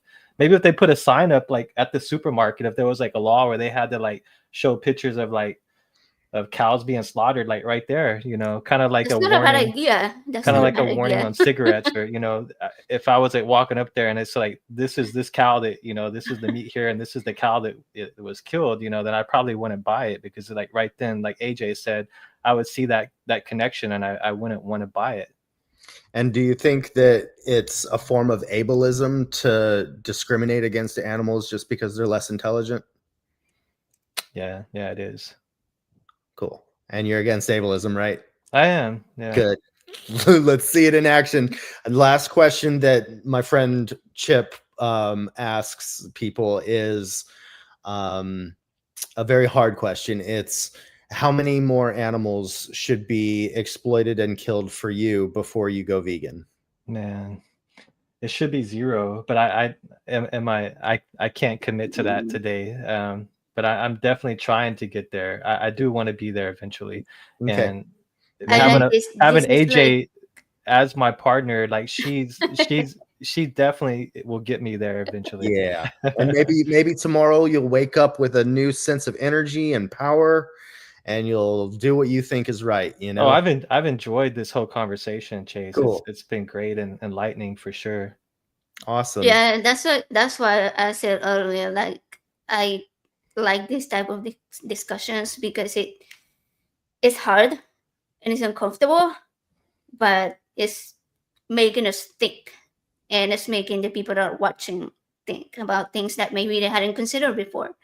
Like the questions that you were just asking, I hadn't seen them ask of anybody, and it's like, okay, that's hard, that's tough. Like I don't know how she's gonna answer that, but yeah, it's definitely questions that need to be asked. And I see a lot of this in the atheist spaces, where people are not quite putting two and two together to where we get our morality. You know, like we talk about less human harm and being moral and making moral and ethical decisions, and we are not quite there yet when it comes to other animals that are not human. So we should be looking there towards that path. Yeah, and it's just not fair because, you know, these lines that we draw, like race or sex or species, are arbitrary lines that, you know, nobody gets to control how they're born, and there's nothing wrong with being different. So if I'm against racism and sexism and ableism, I should also be against speciesism as much as I can. Yeah, that's a great thing. Yeah, I And like I think, I mean, I think we did cover this in some of the conversations. But do you have any advice for somebody like that is trying to align their eating habits with their values and the morals, and how they actually, like, you know, Joe answer those questions, how they should be and how we should all feel. And if somebody is feeling that way and Yeah. thinking, hey, you know, I could do better, like how Sure. can you get started on it? Like for someone that may not be able to do it like overnight. Yeah, like immerse yourself in vegan content, probably, you know, like watch some vegan debates on YouTube, and watch Dominion on YouTube with Joaquin Phoenix. It's free. It's from 2018, Dominion. Dominion. Okay, Okay, that's I'm gonna put it interesting. on. I'll put it in the chat and then on here so we can see the name. Is Yeah. that right? Yeah, Okay, Dominion on gotcha. YouTube with Joaquin Phoenix, and And he is a vegan. he is a vegan. Yeah, he's been vegan since he was Wow, 3 years old because I didn't know that. he saw some fish being hooked and drowned, or well, asphyxiated out of the water, and that's kind of like putting a dog's head underwater, right? So him and his family all went vegan right then and there because they were horrified by the Wow. animal cruelty, and so that's cool. And he gave a great speech also at the Oscars when he won for.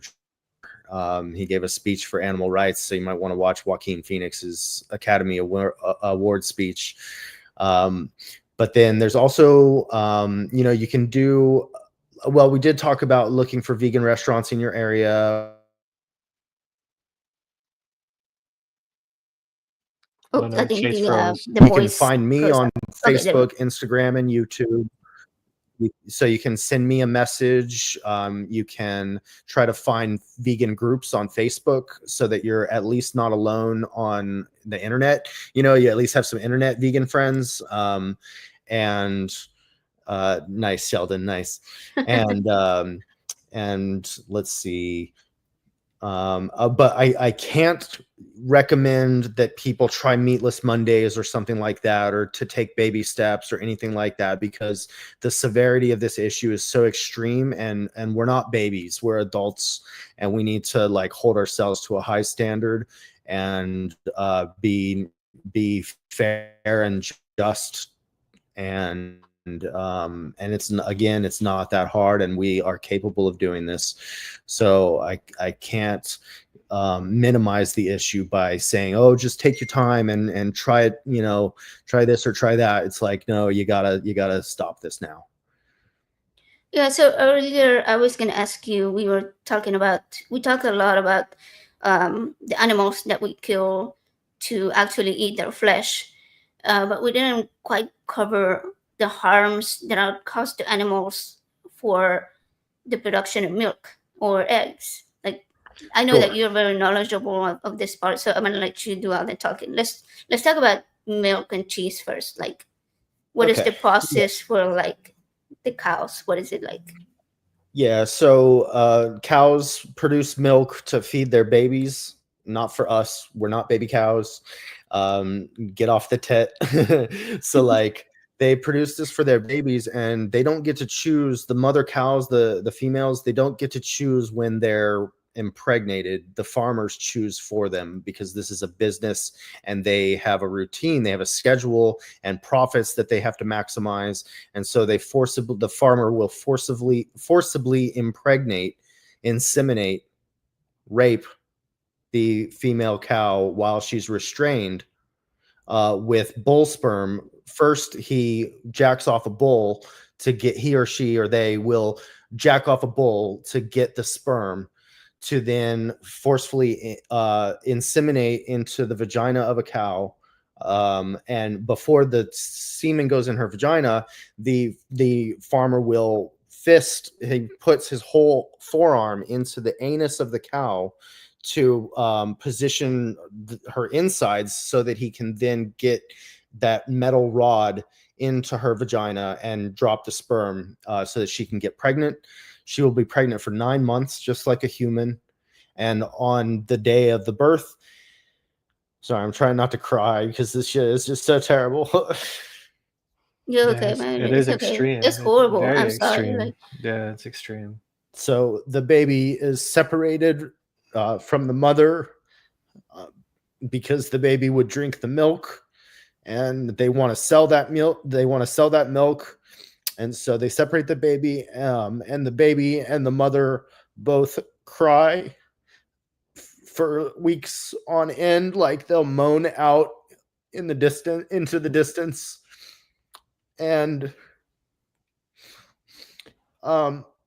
the boys are killed because they don't produce milk, and they're not the same breed of cow used for steak. So that's where veal comes from, is a byproduct of the dairy industry. Wow, I did not know that. The But see, female cows will, or the female babies will go into rotation like their mothers and be forcibly impregnated year after year until they can no longer be impregnated, which is about 5 years old, and they'll be sent to the slaughterhouse to be turned into ground meat. And again, they could live to be 25 years old. And downer cows are the ones you've seen that can't stand up because their legs give out because they've been, just worked to death, basically. And so they're alive, but they can't get up. And so the farmers will like poke and prod them to try Okay, to so see that makes what I've seen even more extreme to know the background behind that. That's wild. or they'll use a tractor and pick the cow up with a tractor to move them. it's horrible. But this is the things that people don't realize. Like, imagine if we were talking about human beings. Like, if we were talking about a woman having that done to her, like people would protest in front of farms. And so I think what you're doing is extremely brave and horrifying at the same time. So I appreciate what you do. I Yeah, truly no, appreciate it what is you do. for you to stand up and be that to feel that powerful and strongly into that is just, I mean, Chase, it's amazing to be able to that you feel that like, to me, I feel the sadness and connection to that, but I can see how strongly you feel about this, which is it really hit me to see you cry about that. It made me realize like the circumstance of what you were describing and just how extreme it really is. Especially that I mentioned earlier about being able to see that I've seen videos of the cows that can't stand and being prodded, and for you to give me that in-depth situation of how it came to that. But I know That's that the extreme. majority It's of people extreme. that have seen those videos, they have not seen this in person, and you have. Like, you've been there in the front lines, like you've watched these things happen in front of you, and I mean, it must be like totally. I can see why you said earlier that you were traumatized by this. Yeah, that's And you have definitely. Yeah. I have like survivor's guilt, like even though I was never one of the oppressed like animals in the farms or slaughterhouses, like I got to leave that place and they didn't, Yeah, I get that. Yeah. and Yeah, that's understandable. So yeah, I'm gonna there is try. a question that pertains to this in the chat. Like, how do you deal with the burnout from your animal rights activism? And Yeah, and these are good people to watch on YouTube. That Sheldon mentioned, Hench Herbivore. He's this big bodybuilder, vegan, nutritionist, and then also Joey Carbstrong is a vegan activist, and he does debates and rescues. And he has a movie on Amazon Prime called Pignorant that you should watch. Pignorant. Ignorant. Okay. Yeah. Have to definitely check that out. Cool. And so, as far as preventing burnout, I try to pace myself, take breaks. I have a therapist, I have psychiatrist. Not everybody necessarily needs that, but being an activist is really hard, especially in a minority movement. I mean, like a movement where like there's only like 2% of people are vegan, so like, and everybody hates us, it's pretty sad. So, but I have depression, I have PTSD and bipolar. So anyway, I'm on meds and stuff. No, but it's good that you say you have a therapist and someone to talk to about it, because seeing that type of stuff, it's definitely it's triggering. I mean, seeing any type of violence or just that's the same as going to war and seeing so many violent acts. I mean, it's definitely PTSD. You can definitely have that, from what you do, and I commend you for what you do. Thank you. And not just this, like I had PTSD before I became an activist and a vegan and stuff, like just from my childhood and stuff. But I also like get traumatized just scrolling through Instagram and seeing all the, the like the horrors that are happening in Gaza, and the police brutality that's out there, but we've gotta watch this stuff every now and then. We don't have to watch it every day and just end up crying and debilitated on the floor where we can't be active. But a lot of times, just hearing that, oh, so and so died, or there was a bomb, or they killed some children in Gaza, like that sounds terrible, but once you see the videos, it really hits you a lot harder. Yeah. And helps you to especially if you see it on Yeah. a lot, Yeah. like unless you get desensitized somehow, like I think it helps inspire activism.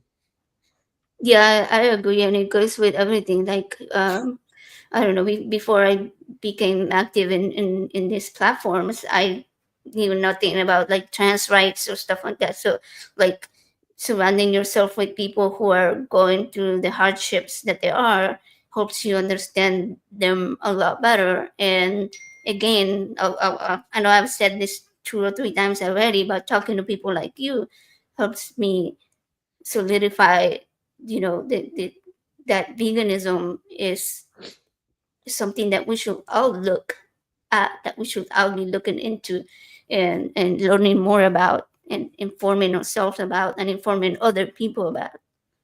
So Yeah, and while we're getting informed, we can abstain from animal products, so that because there's no need for it. And it only takes a quick bit of research to know that people do not have to eat animal products. I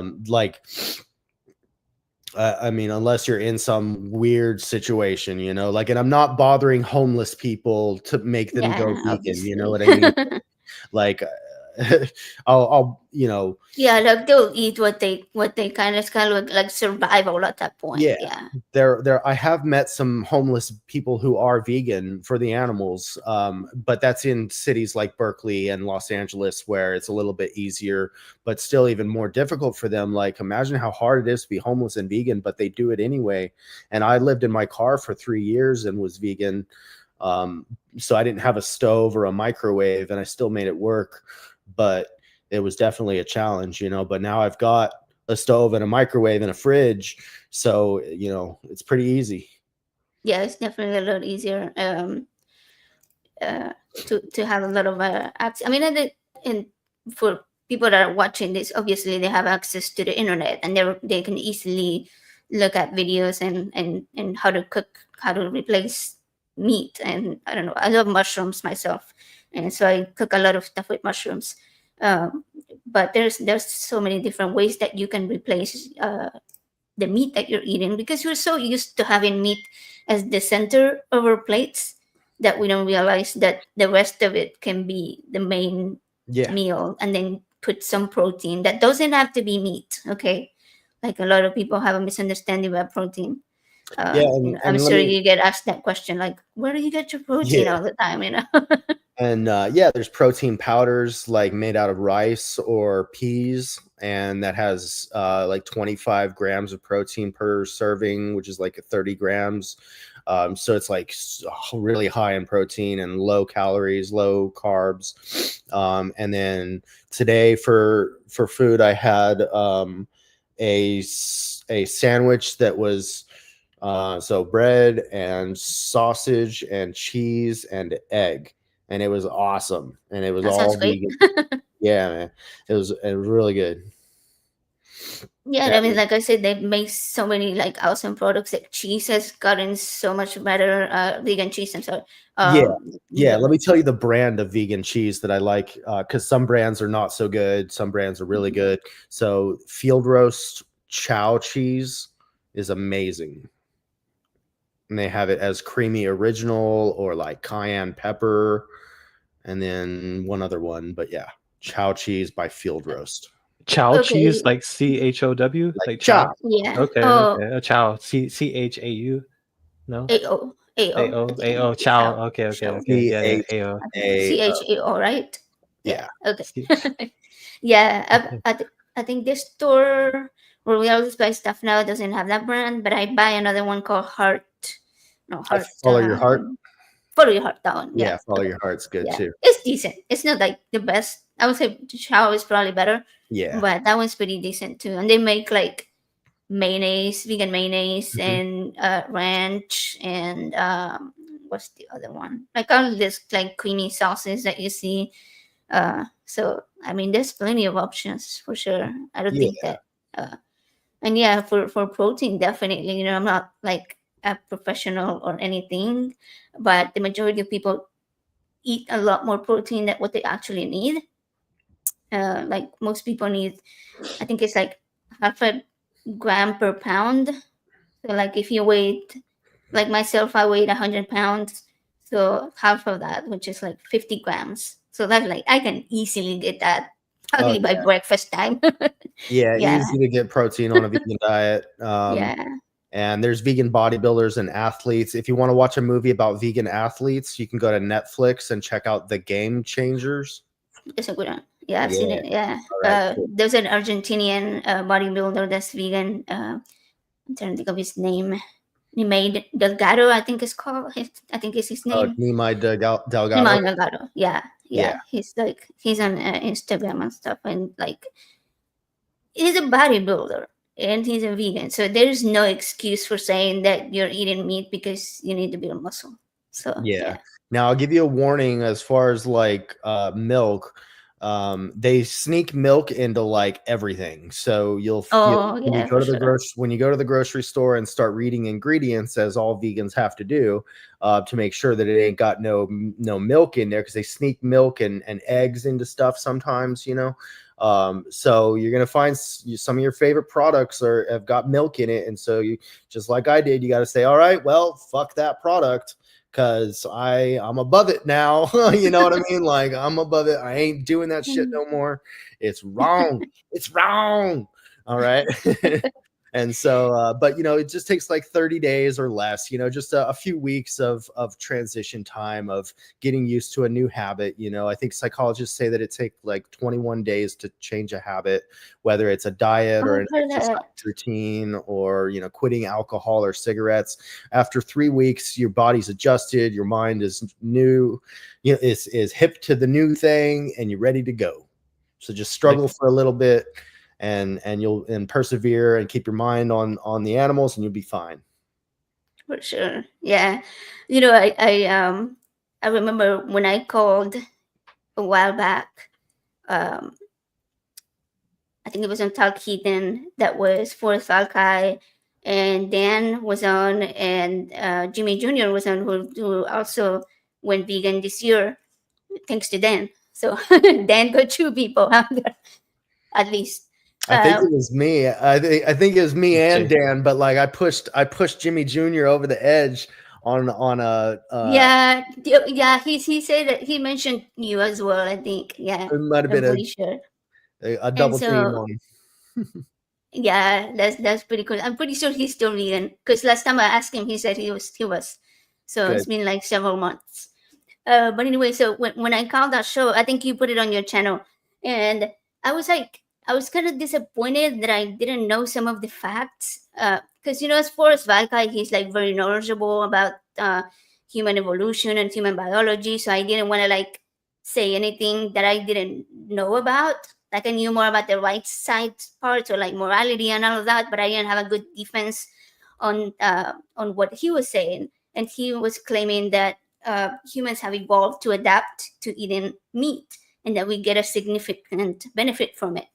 And I was, after I watched the show and I went and looking and thinking, I was like, damn, like that's not right, because he's the very first person that will say that an adaptation is a trait that an organism develops over a long period of time. And he will always say humans don't develop these evolutionary traits quickly. Like it can take hundreds of thousands of years, if not millions of years. Like we don't really see them.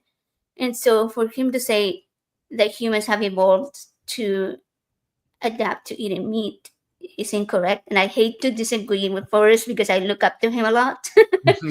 But if we look at the numbers, and I want to put this out there in case Forrest ever watches this video, he can correct me on it, okay? But the earliest known humans were discovered to have existed about 7 million years ago. Okay, so humans as a whole, as a species, have only been eating meat, from what we know scientifically, regularly for about 2 million years.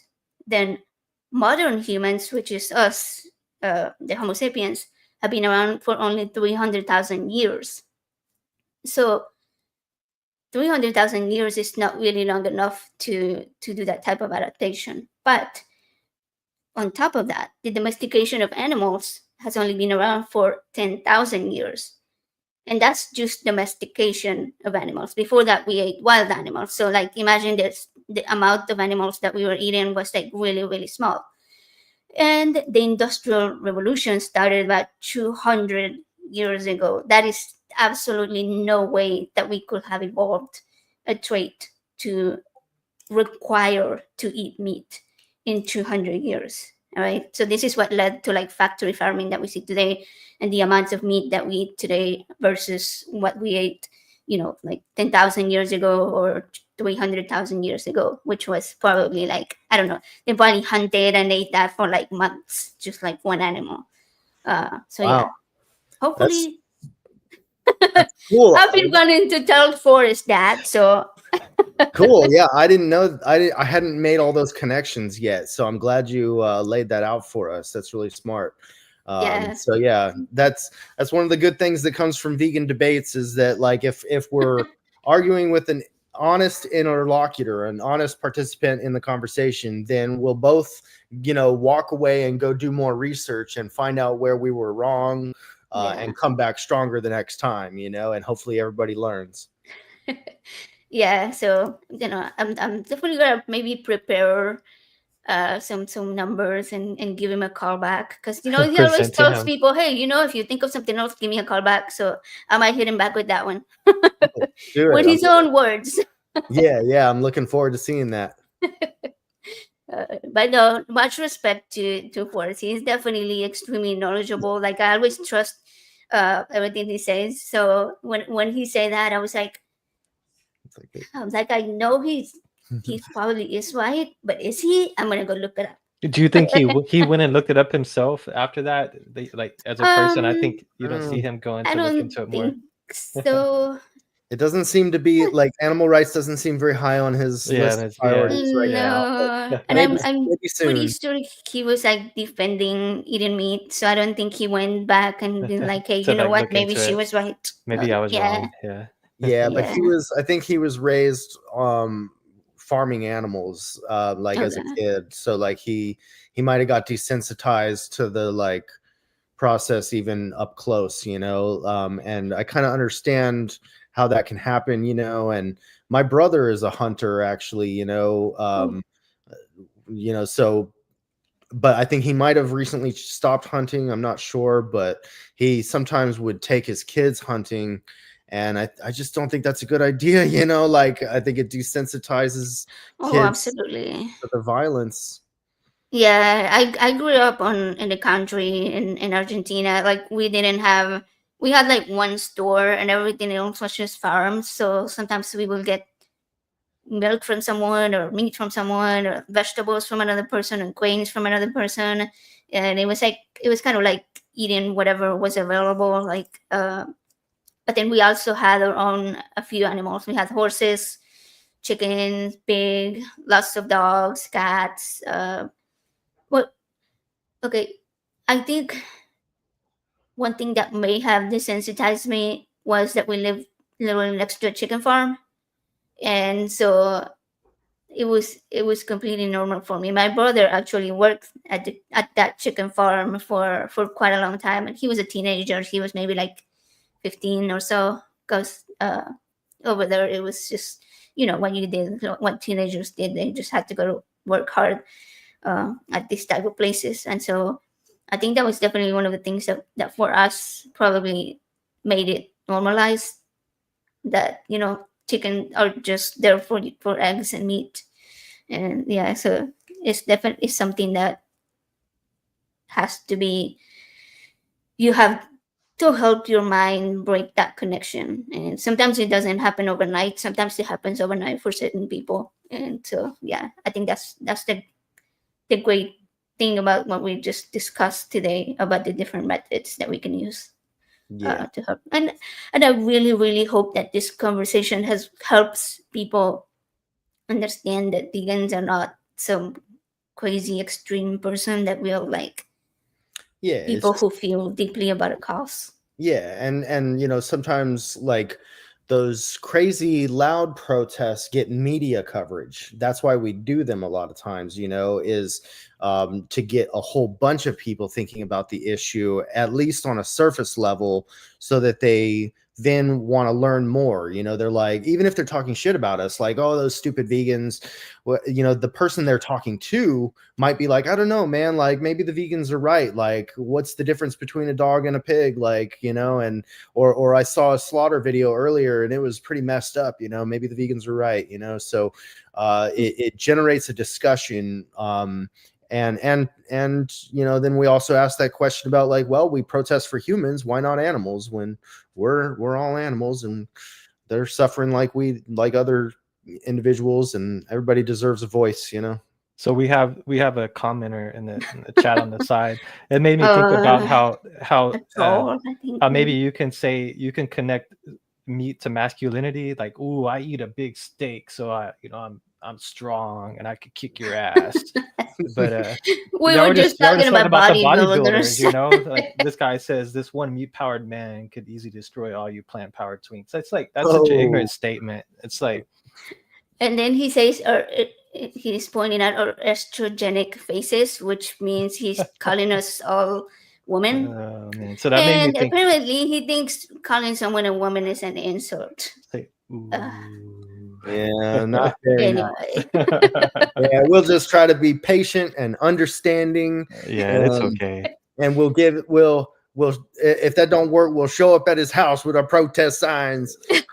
Start chanting. And compassion, man. Like, what is so wrong with being compassionate, right? Like, what is it? Why is it seen as a weakness to be Don't show compassion.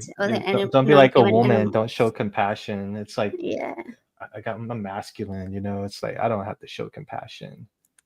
That's But anyways, we're horrible. nearing almost 2 hours. Do you have anything else that you guys would like to add, or any other comments?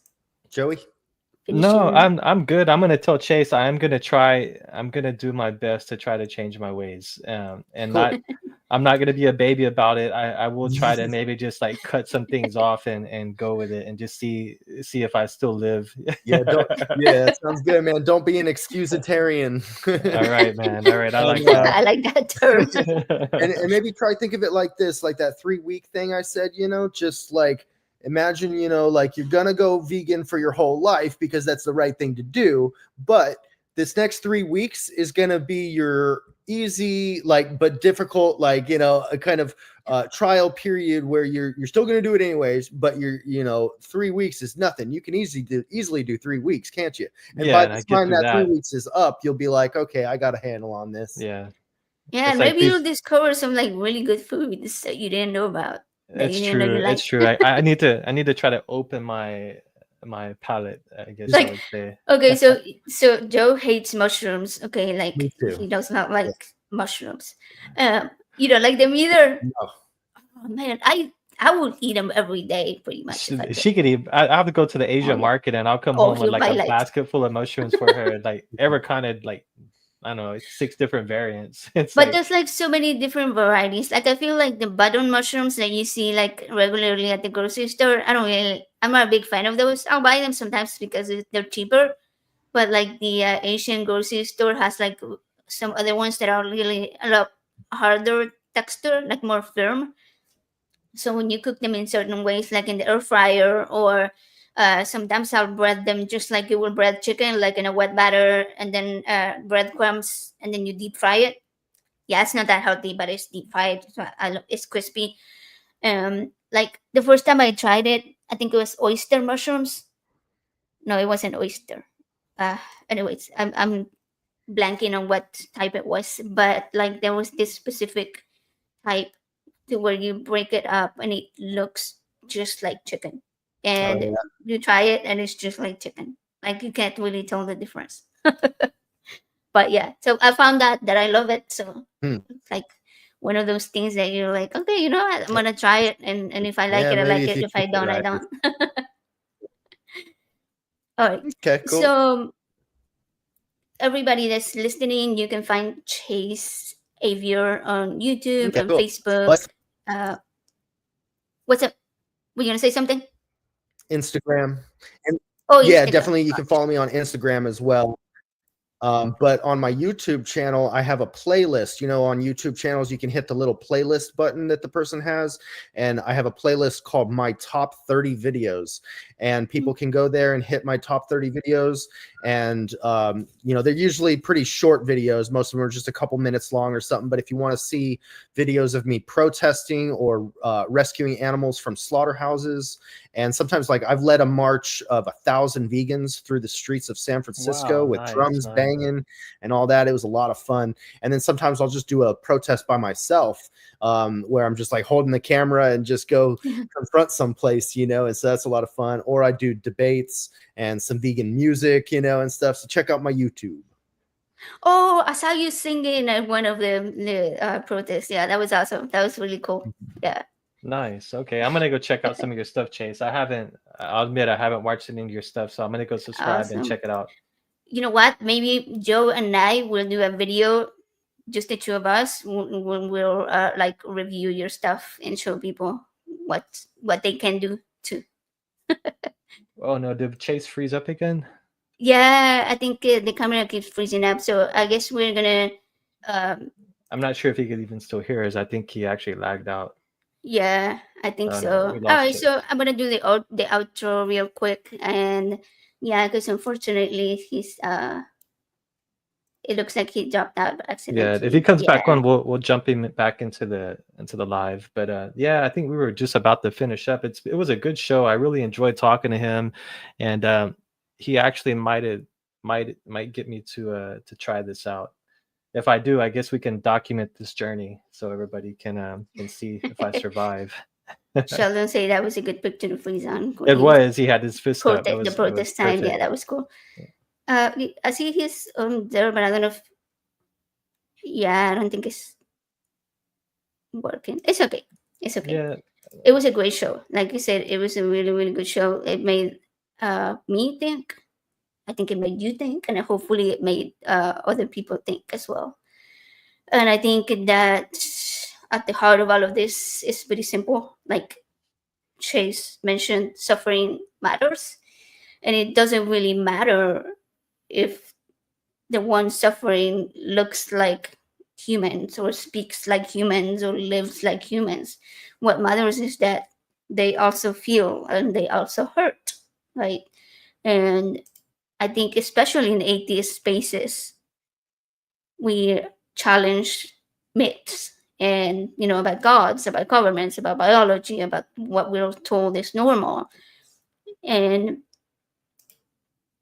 so in fighting to align our values with truth or reason or justice, we should do the same. We shouldn't let that journey end right there with humans, right? Like the world tells us to be tough and to laugh at the suffering that we cause to animals because it's tradition or because it's necessary. Like I said earlier, like some people think that it's necessary for humans.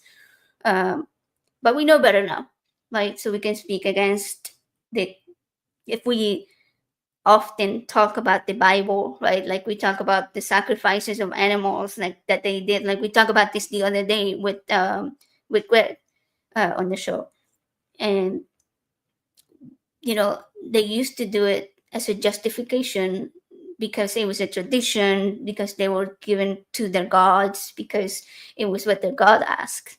And we now look at that and we look back at these animal sacrifices and we're like, no, that wasn't right, and we no longer do it. So maybe the most radical thing we can do, that we can, humans can do, is to live in a way that causes the least amount of harm possible, that we can, how we are able to, right?